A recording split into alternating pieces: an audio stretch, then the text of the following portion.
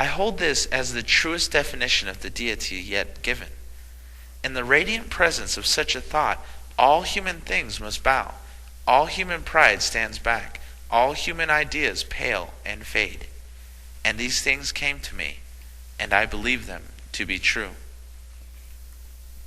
And God is not good, but beyond goodness, is not truth, but its foundation, is not power, nor life, nor think, but beyond, beneath, above all of these. Spirit may be represented as soul of matter, soul as the inmost of spirit, monad as the base of the soul, think as the essence of the monad, God as the soul of think. Let no man smile at these unclothed expressions. They stand as symbols of mighty truths. I have said the monads were scintillations from God's brain. Matter was the proceeding from his body. Monads are forms of thought, and are the bubbles of his ever-rising tide of soul. Hence, these monads are, so to speak, the givings of his spirit. God's spirit is the element, soul.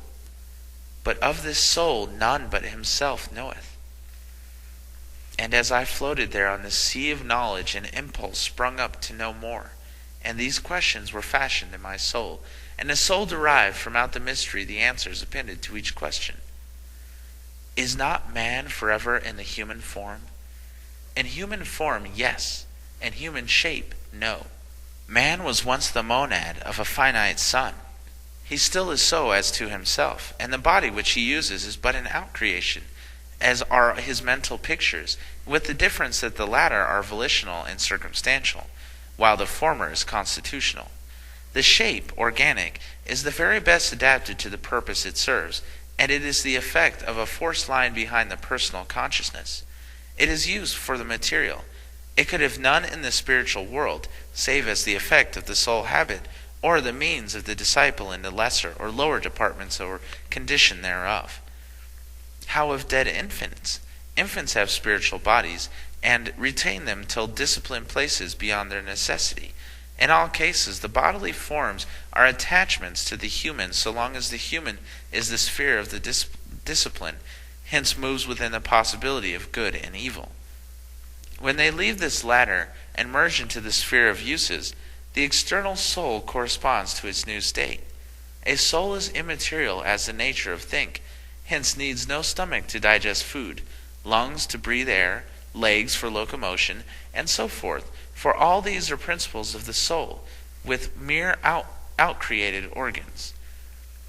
When it needs the organs no longer, it dispenses there within, but the principles underlying them still remain.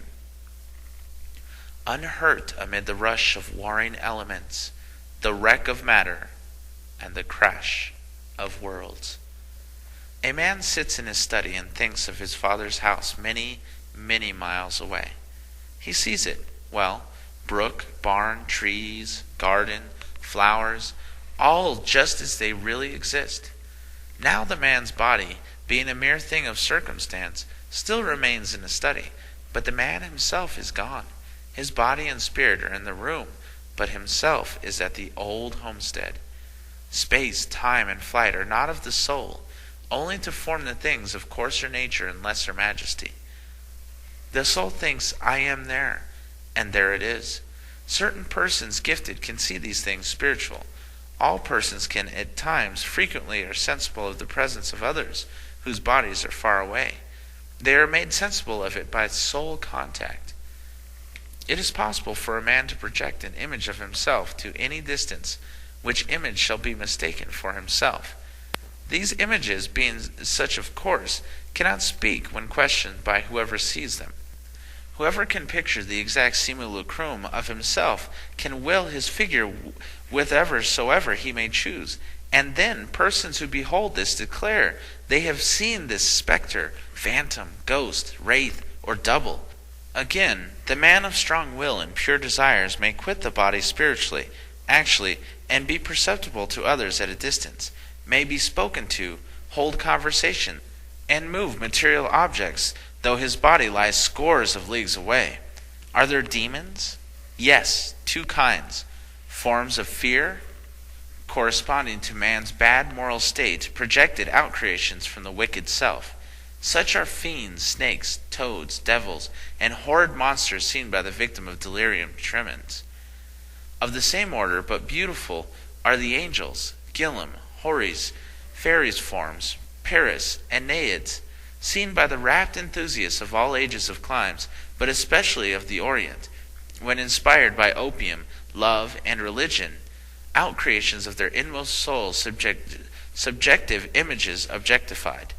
This species of out-projection pertains to all persons, while under the discipline of good and evil, virtue and vice, and all other material conditions and accidents.